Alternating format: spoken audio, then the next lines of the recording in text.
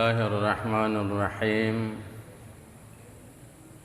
Assalamualaikum warahmatullahi wabarakatuh. Mengawali pengajian kita pada malam hari ini, saya bacakan sebuah hadis Nabi. Qala Nabi sallallahu alaihi wasallam, telah bersabda Rasulullah sallallahu alaihi wasallam, masal mu'minina fi tawaddihim wa tarahumihim wa ta'atufihim masalul jasad bis syahari wal humma. Perumpamaan orang-orang yang beriman di dalam saling mencintai, saling menyayangi, saling kasihan, mengasihani, kata Rasul, seperti satu tubuh.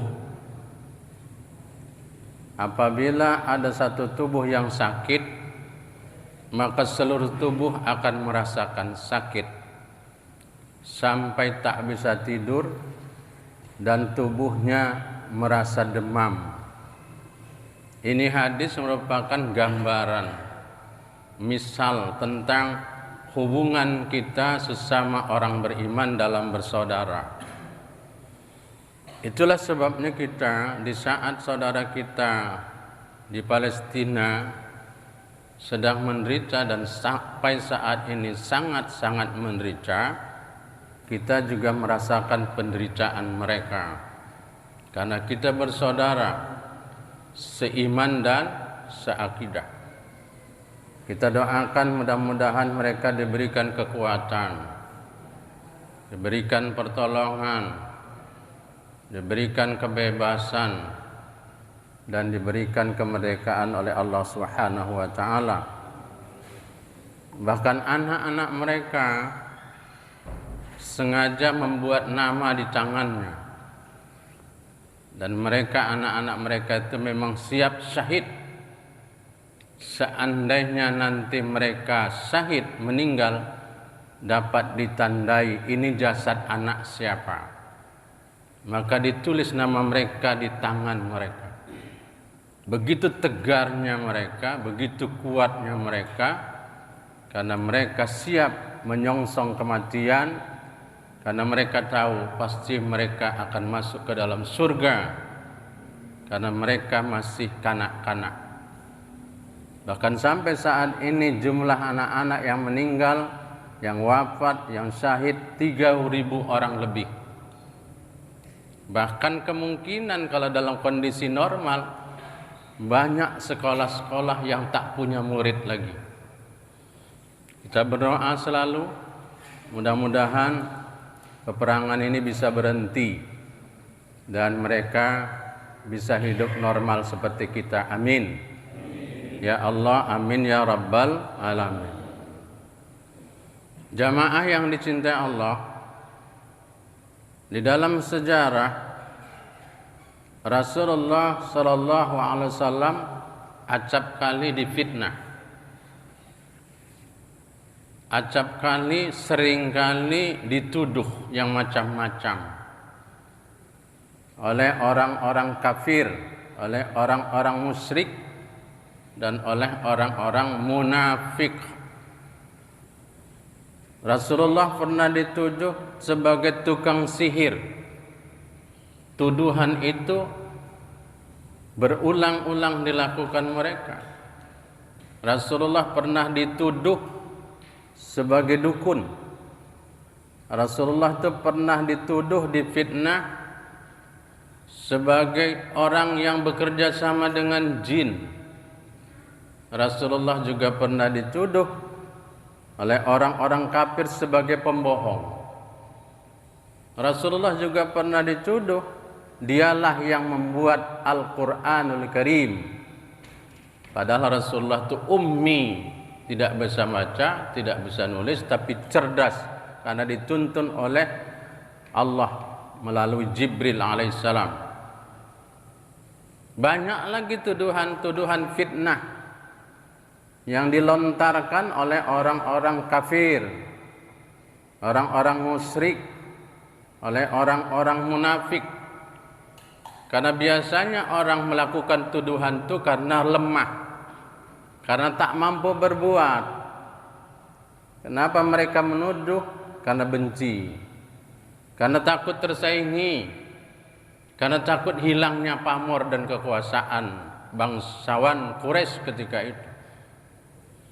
Tetapi ada yang menyakitkan tuduhan mereka, yaitu ketika orang munafik itu menuduh istri Rasul bernama Siti Aisyah Ummul Mukminin radhiyallahu anha dituduh main serong dengan laki-laki lain.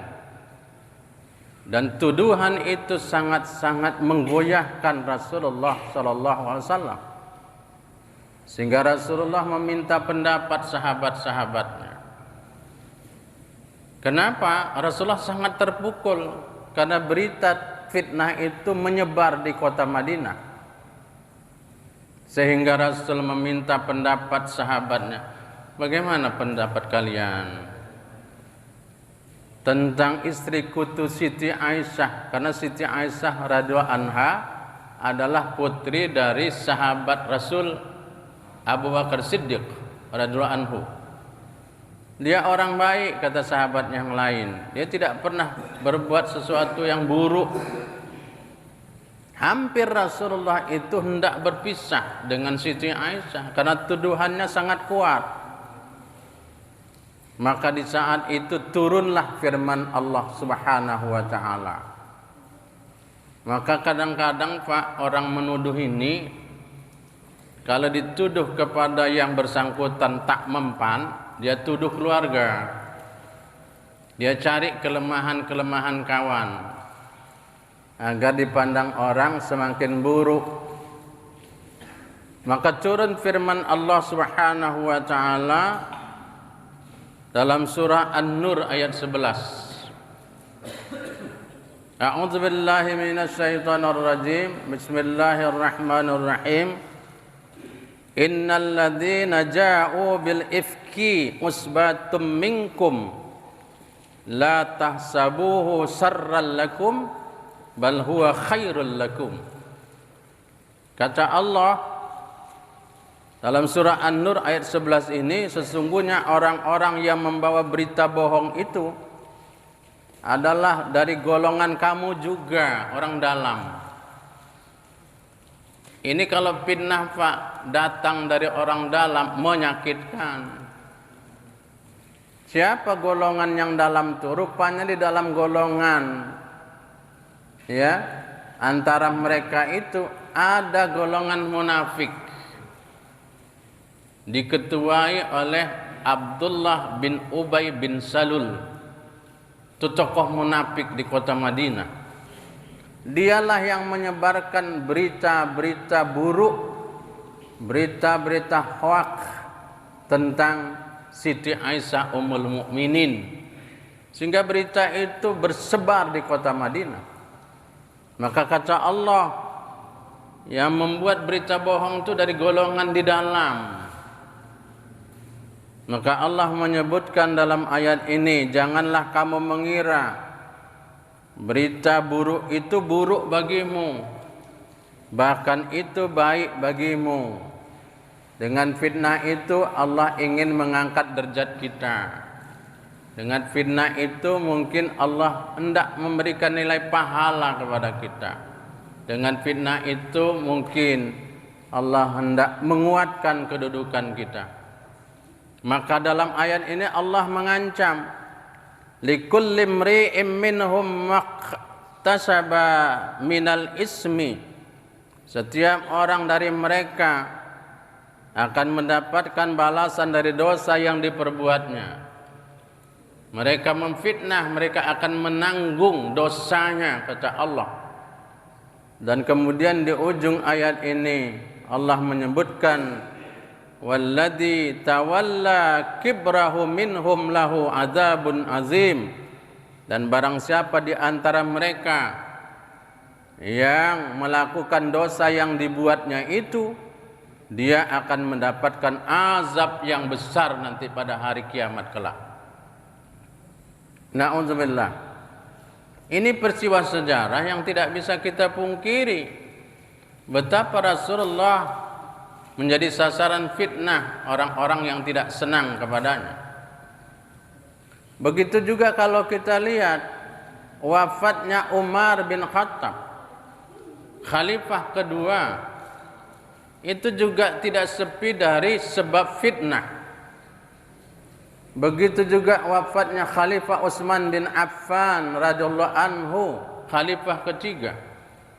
Itu dikepung rumahnya Pak selama 40 hari 40 malam. Yang mengepung itu orang dalam yang termakan fitnah. Akhirnya pada malam ke-40 bulan Ramadan, di saat Sayyidina Utsman itu sedang membaca Al-Quran, maka ada salah seorang menerobos ke dalam, lalu menikam Sayyidina Utsman di saat Sayyidina Utsman itu sedang membaca Al-Quran. Kenapa? Karena sebab bersebarnya fitnah.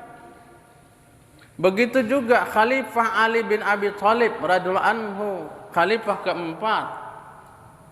Beliau juga terbunuh, wafat ketika mengimami sholat subuh.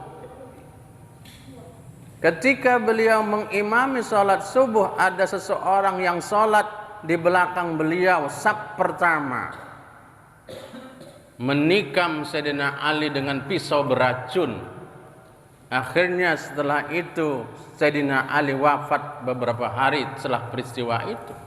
Itu juga fitnah yang berkembang di mana para sahabat mengatakan bahwa Sayyidina Ali ini tidak mengusut kematian Khalifah Utsman sehingga wajib dibunuh karena tidak melakukan hukum Allah.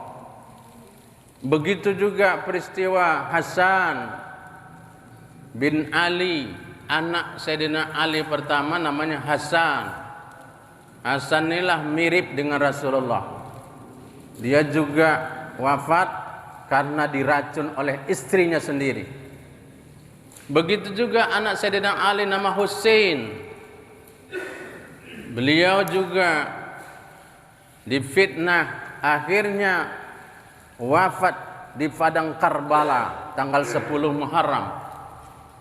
Ada 60 keluarga Nabi ketika itu, cucu Nabi, habis dibantai oleh tentara Yazid bin Muawiyah. Habis semua Pak.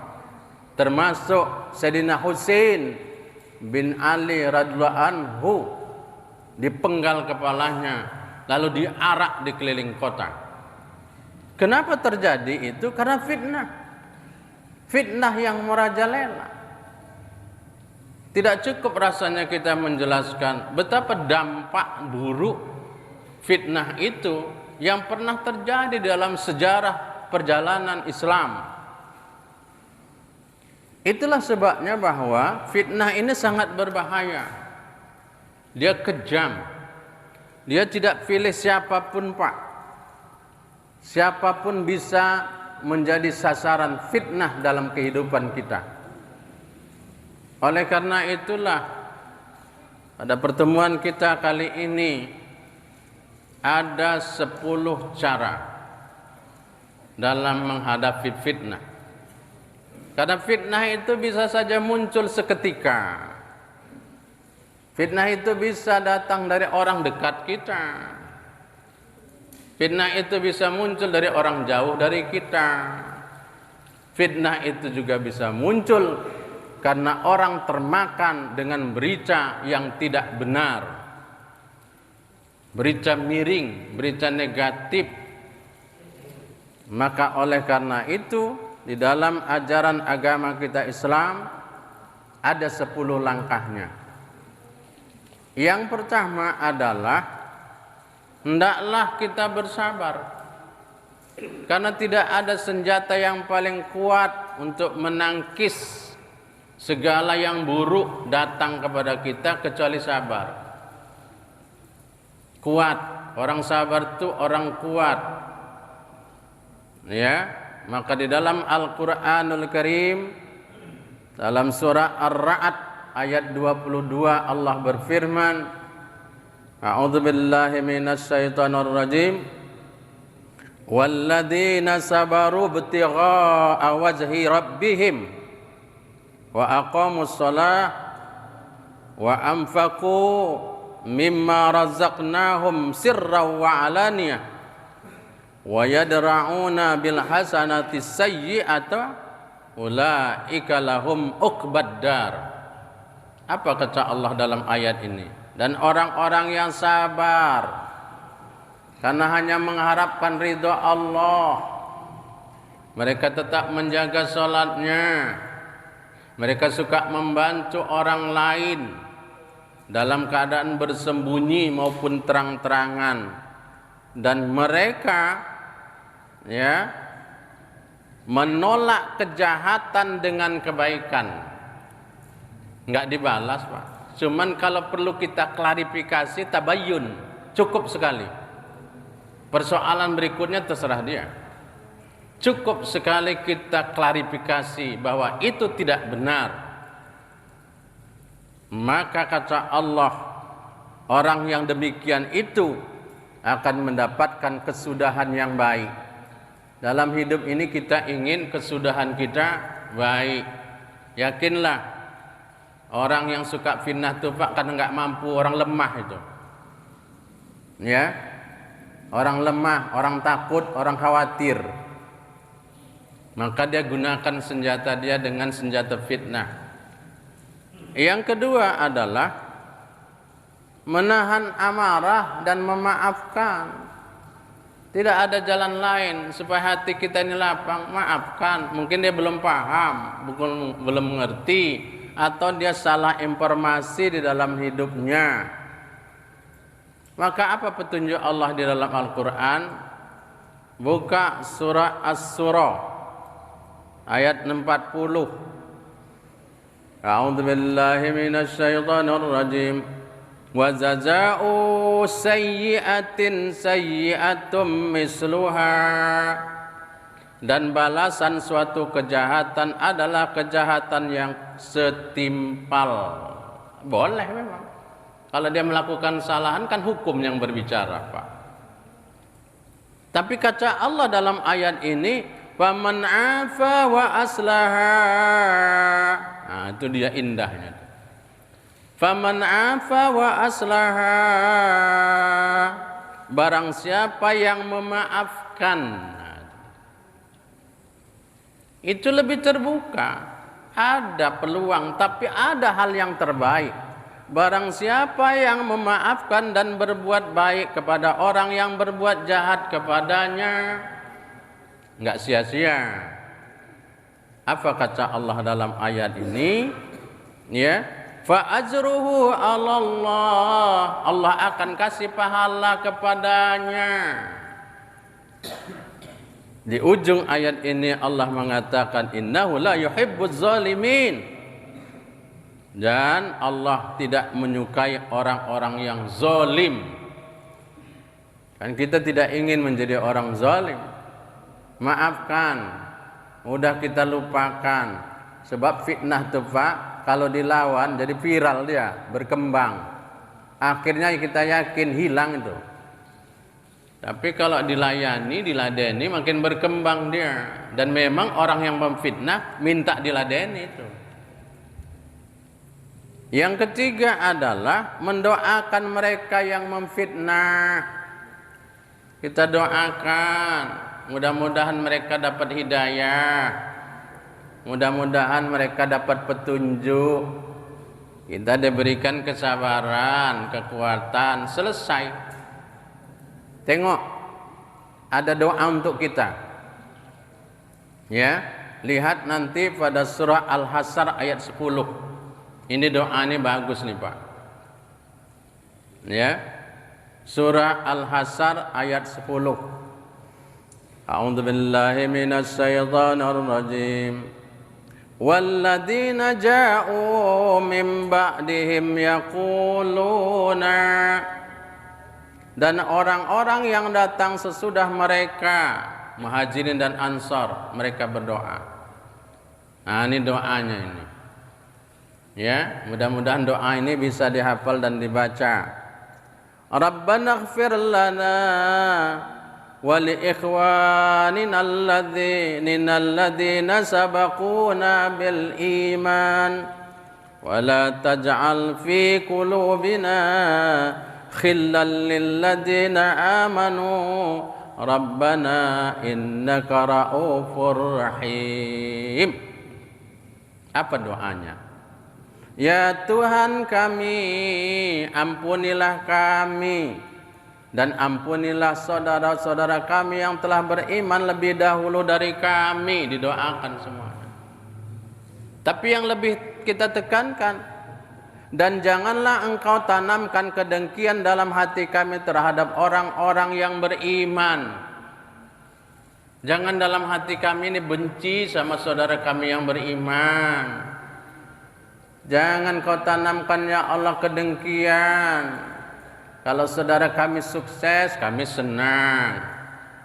Kalau saudara kami berhasil, kami pun mendoakan mudah-mudahan rezekinya bertambah. Ya, makin banyak saudara kita yang senang Pak, makin banyak dia bantu untuk agama. Jangan kita iri, jangan dengki, jangan enggak suka kepada orang yang sukses, apalagi saudara awak. Ya, orang kalau udah enggak senang, benci, takut terjadi persaingan, mainlah fitnah. Mainlah berita-berita yang enggak benar itu tadi, enggak pilih-pilih itu Pak. Fitnah itu kadang-kadang enggak pilih-pilih, semua disasarnya. Maka kita minta sama Allah, ya Allah jangan tanamkan sifat dengki dalam hatiku kepada saudaraku yang beriman. Ya, lalu kita berdoa kepada Allah Subhanahu wa taala, ya Tuhan kami, sesungguhnya Engkau Maha Penyantun lagi Maha Penyayang. Yang keempat, kalau kita ya dapati fitnah itu, cepat kita kendalikan diri kita dengan membaca a'udzubillahi minasyaitonirrajim. Karena Nabi bilang dalam hadisnya, aku tahu satu bacaan, apabila dia membaca itu maka hilanglah rasa marahnya di dalam hatinya. Apa yang kita baca? A'udzubillahi minasyaitonirrajim. Karena setan itu Pak paling senang nengok orang beriman ini berantem, berkelahi, berpecah, ya, tak berteguran, tak bersaudara, tak saut-sautan kalau jumpa. Itu dia. Itu setan memang targetnya itu. Ya. Yang keempat tadi membaca ta'awudz. A'udzubillahi minasyaitonirrajim. Ya Allah lindungi aku dari strategi setan. Yang kelima meminta perlindungan kepada Allah. Ini doa supaya kita ini jangan kena sasaran fitnah. Lihat surah Al-Mumtahanah ayat 5 juz 28 nanti. Surah Al-Mumtahanah ayat 5. Cari nanti juz 28 supaya kita minta sama Allah kita ini tidak jadi sasaran fitnah. A'udzu billahi minasyaitonir rajim. Rabbana la taj'alna fitnata lil ladzina kafaru waghfir lana Rabbana innaka antal azizul hakim. Al-Mumtahanah ayat 5. Ya Tuhan kami, janganlah Engkau jadikan kami sasaran fitnah bagi orang-orang kafir. Orang kafir itu paling senang Pak mengemas berita fitnah. Yang ditembak siapa? Islam. Sasarannya Islam dalam bentuk sekup kecil maupun sekup dunia. Memang dikemas itu. Menyudutkan kita, membuat citra buruk terhadap Islam. Jadi kita minta sama Allah, ya Allah, jangan Kau jadikan kami ini sasaran fitnah bagi orang-orang kafir, dan ampunilah kami ya Tuhan kami, sesungguhnya Engkau Maha Perkasa lagi maha bijaksana. Kita serahkan sama Allah. Allah maha perkasa, Allah maha kuat, Allah maha segala-galanya. Yang keenam, perbanyak zikir kepada Allah. Perbanyak ingat kepada Allah Subhanahu wa taala. Buka Al-Qur'an surah Al-Ghafir ayat 55 atau surah Al-Mu'min. Al-Ghafir itu sama dengan Al-Mu'min ayat 55. A'udzubillahi minasyaitonirrajim. Fasbir, maka bersabarlah kata Allah. Lihat apa kata Allah, inna wa'dallahi haqqun. Janji Allah itu pasti betul. Janji Allah itu enggak pernah meleset, Pak. Janji Allah itu haqqun, benar. Wastaghfir li zambik, maka kata Allah Subhanahu, wastaghfir, mohon ampun kepada Allah terhadap dosa-dosamu. Wasabbih bihamdika rabbika, wasabbih bihamdi rabbika bil asiyyi wal ibqar. Apa kata Allah? Sucikan Allah. Ya, puji Allah pada waktu petang dan pagi, banyak berzikir. Subhanallah wa bihamdihi, subhanallahil azim. Subhanallah wa bihamdihi, subhanallahil azim. Baca pagi 100 kali, baca sore 100 kali. Subhanallah wa bihamdihi, subhanallahil azim. Subhanallah wa bihamdihi, subhanallahil azim. Mudah-mudahan Allah memberikan kekuatan kepada kita. Yang ketujuh, kalau seandainya fitnah itu bisa saja menerpa, datang, apa yang ketujuh? Husnuzon billah. Banyak prasangka baik kepada Allah. Husnuzon billah. Banyak prasangka baik kepada Allah. Mungkin saja musibah yang datang, ujian yang datang ini tidak menguatkan awak. Mungkin saja dia datang ini sebagai ujian dan cobaan dari Allah. Mungkin saja ujian dan cobaan dari Allah ini mengukur kekuatan sabar awak. Ya, mungkin saja ujian yang datang ini berupa bentuk macam ini atau yang lain-lain lah, Pak. Allah mau kasih pahala sama kita. Tetap berpikiran positif aja dalam hidup kita ini. Karena apapun yang datang, apapun yang menerpa kita, pasti ada hikmah di sebalik itu. Itu harus kita pahami. Dan yang kedelapan adalah meminta pertolongan kepada Allah. Minta tolong kepada Allah. Ya Allah, kuatkan aku. Ya, berikan kesabaran. Berikan aku kemampuan untuk menerima setiap ujian yang datang kepadaku. Lihatlah apa kata Allah, Pak. Dalam surah Al-Baqarah, nanti lihat ya. Al-Baqarah 214. Al-Baqarah 214. A'udzu billahi minasy syaithanir rajim. Am hasibtum an tadkhulul jannata walamma ya'tikum masalul ladzina khalau min qablikum. Ataukah kamu mengira, kamu menyangka bahwa kamu bisa masuk surga? Apakah kau menyangka, apakah kau mengira bahwa kamu akan masuk surga padahal belum datang kepadamu cobaan? Nggak bisa, Pak. Jangan kita sangka mau masuk surga itu enak. Jangan kau menyangka kamu akan masuk surga padahal belum datang kepadamu cobaan seperti yang dialami orang-orang yang terdahulu sebelum kamu. Jadi kalau kita mau masuk surga memang kita diuji, dicoba. Salah satu ujian yang seperti kita bahas malam ini. Ya, apa kata Allah selanjutnya? Massathumul ba'sa wad-dharra'u wa zulzilu yaqular rasul walladzina amanu ma'ahu. Apa kata Allah? Mereka itu dulu ditimpa kemelaratan, penderitaan, punya negara tapi diambil orang. Ya, banyak yang meninggal, banyak yang wafat.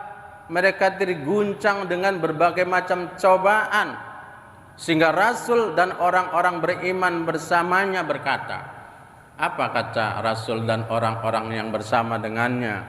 Mata nasrullah, kapan pertolongan Allah itu datang? Ini kapan pertolongan Allah ini datang? Apa kata Allah dalam ayat ini? Ala inna nasrallahi qarib. Ingatlah, sesungguhnya pertolongan Allah itu dekat. Kapan? Allah yang menetapkan. Kapan datang pertolongan kepada saudara kita yang sedang menderita ini? Tunggu saja, pasti Allah nolong. Ini janjinya. Ditolong tidak ditolong oleh manusia, Allah janji. Ingat, pasti pertolongan Allah itu dekat. Tetapi ini kan proses, Pak. Kalau kita pandang dari kacamata iman, Allah hendak mengambil mereka menjadi syuhada semuanya. Bukankah itu terhormat dalam kehidupan seorang yang beriman? Apa yang kita cari kecuali syahid dalam hidup kita? Dan itu terhormat, itu mulia. Maka anak-anak mereka, betapa bangganya dia mengatakan, ayahku sekarang sudah di surga Firdaus, emakku sekarang sudah tenang di sana. Kuat mereka, Pak, karena diterpa dengan keadaan itu tadi. Subhanallah, luar biasa. Mereka menang dalam satu hal, mereka punya kekuatan iman yang luar biasa. Para jamaah yang dicintai Allah Subhanahu wa taala, siapa yang berani melawan mereka yang punya senjata kecuali penduduk yang kecil seperti kecamatan itu, Pak. Mereka berani melawan kezaliman. Mereka berani melawan hal-hal yang tidak sesuai dengan aturan-aturan manusia sekalipun. Mereka yang berani melawan, mereka yang berani melakukan perlawanan. Itu kita luar biasa mengatakan. Para jamaah yang dicintai Allah Subhanahu wa taala, yakinlah pertolongan Allah pasti datang. Kapan dia? Tunggu saja, Allah akan menolong. Amin. Ya Allah, amin ya Rabbal. Yang kesembilan, kalau seandainya fitnah itu datang dalam kehidupan siapapun, introspeksi diri. Introspeksi itu muhasabah. Cek diri kita. Mudah-mudahan kita ke depan lebih berhati-hati dalam berbicara, dalam berbuat, dalam bertindak, dalam mengambil satu keputusan. Ya, ada hikmah di sebalik itu. Introspeksi kita, mungkin Allah mau memberikan teguran kepada kita agar ke depan kita lebih berhati-hati dalam melakukan apapun. Yang terakhir, yang ke-10, apa yang harus kita lakukan? Menjauhi diri dari sumber fitnah. Kalau kita tahu disitulah penyebab fitnah, jangan didekati. Kalau kita tahu itulah sumber fitnah, menjauhi sumber. Sumber fitnah itu asal. Asal fitnah itu bisa dari luar, bisa dari mana-mana, bisa dari kecerobohan kita sendiri. Jauhi ini.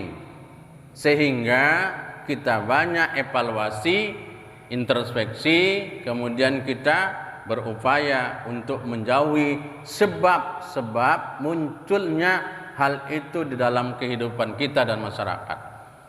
Inilah rasanya ya yang kita bincangkan, mudah-mudahan bermanfaat dan berguna. Kita berharap kepada Allah Subhanahu wa taala, mudah-mudahan kita semuanya terjauhkan baik diri kita, terjauhkan dari sifat-sifat tidak senang, tidak suka ya untuk melakukan fitnah di tengah-tengah kehidupan kita. Karena fitnah itu bahaya. Fitnah itu kejam. Fitnah itu jahat. ya. Tetapi kita yakin dan percaya, mudah-mudahan Allah senantiasa menjaga diri kita, menjaga keluarga kita, menjaga masyarakat kita, dan menjaga jamaah kita dari hal-hal yang tidak kita inginkan, dan mudah-mudahan kita tetap damai, karena damai itu indah. Terima kasih, mohon maaf lahir dan batin. Sampai bertemu kembali.